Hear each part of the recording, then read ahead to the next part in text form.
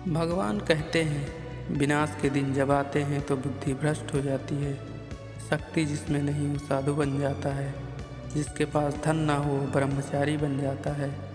ये सब के सब ढोंगी होते हैं। जैसा कि कभी ताकतवर साधु नहीं बनता, धनवान ब्रह्मचारी नहीं बनता, सेहतमंद आदमी भक्ति नहीं करता, सुंदर नारी पतिव्रता धर्म के गुण नहीं गाती। मन में श्रद्धा हो तो घर में ही गंगा है। इसी कारण लोभी को दूसरे के दोषों से क्या लेना देना, चुगलखोर को दूसरे के पापों से क्या लेना देना। मन यदि ज्ञानी हो, शुद्ध हो तो दूसरे के गुणों से क्या लेना देना। गुण की तो सब स्थानों पे पूजा होती है, धन की पूजा नहीं। पूर्णिमा के चांद को तो सब लोग पूजते हैं, किंतु दूज का दुर्लभ चांद कहीं नहीं पूजा जाता।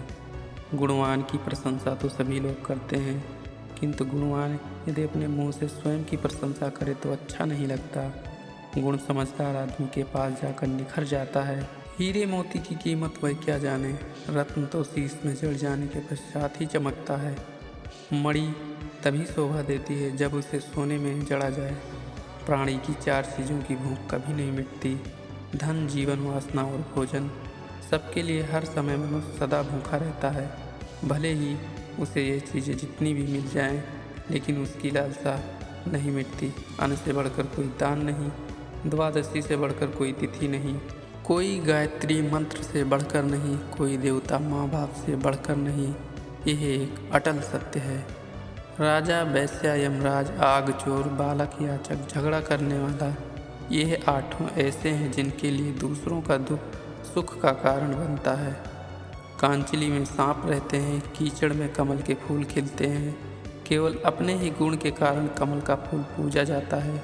इसीलिए प्राणी अपने ही गुणों से ऊंचा उठ सकता है। बिना गुण के केवल पुस्तकों के सहारे ज्ञान प्राप्त करने वाला प्राणी बिल्कुल उस औरत की भांति है जो बिना पति के संतान पैदा करने की आशा रखती है। औरत का ताकत तो कम करके अपनी ओर खींचती है। दूध से शक्ति बढ़ता है। प्रकृति ने प्राणी के लिए हर चीज़ बनाई है, उसका उपयोग अच्छाई अथवा बुराई के लिए किया जाए, ये निर्णय केवल इंसान का फर्ज है। इस संसार में बहुत कम लोग ऐसे मिलेंगे जो अंदर और बाहर से एक हों। हर आदमी के बाहर और अंदर में अंतर होता है।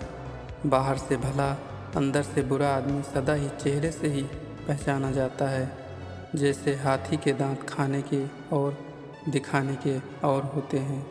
महापुरुषों के गुण देखें, उनका काम नहीं। हर महापुरुषों में कोई न कोई तो बुराई होती है। श्री कृष्ण जी रास लीला करते थे, अर्जुन औरत लाए थे, राजा शांतनु धीवर की कन्या पर मोहित हो गए थे।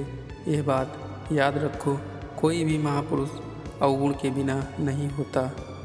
पागल कुंवारी लड़की, कोढ़ी, गुड़ चंडाल और कनफरे साधु, इन सबको दूर से ही नमस्कार करो। इनका साथ बहुत बुरा होता है। भाग्य में जो लिखा है वो कार्य होकर रहेगा। कर्म और परिश्रम से ही फल मिलता है। यदि आम खाना आपके नसीब में लिखा है तो क्या आप आम के पेड़ के नीचे मुंह खोलकर लेटने से मुंह में आम आकर गिर जाएगा? ऐसा नहीं हो सकता। उसके लिए तो परिश्रम करना ही पड़ेगा। केवल भाग्य के सहारे रहने वाले लोगों ने तो ईश्वर को बदनाम कर रखा है। परिश्रम करने वालों ने भाग्य पर विजय प्राप्त कर ली। तेल में पानी नहीं मिलता, घी में से जल नहीं निकला, पारा किसी से नहीं मिल सकता। इसी प्रकार विपरीत स्वभाव वाले दूसरे से कभी नहीं मिल सकते। समय तो न किसी के रोकने से रुकता है, समय अपनी गति से चलता रहता है। समय किसी की प्रतीक्षा नहीं करता। इसीलिए समय की कीमत को समझें। गुजरा समय कभी वापस नहीं आता। सदा इंसान ही समय की प्रतीक्षा करता है। समय का कोई मूल्य नहीं, इसे लाभ उठाने वाले ही आगे बढ़ते हैं।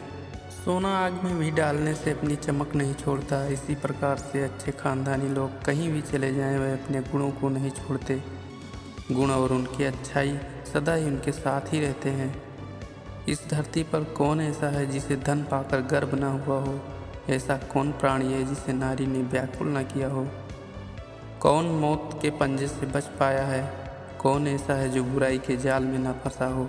कौन ऐसा है जो मज़ेदार व्यंजनों को देखकर मुंह में पानी न भर लाया हो। सांप के दांत में जहर होता है, मक्खी के सिर में और बिच्छू की दुम में जहर होता है, परंतु बुरे इंसान के तो पूरे शरीर में जहर होता है। बुरा प्राणी सबसे अधिक जहरीला होता है।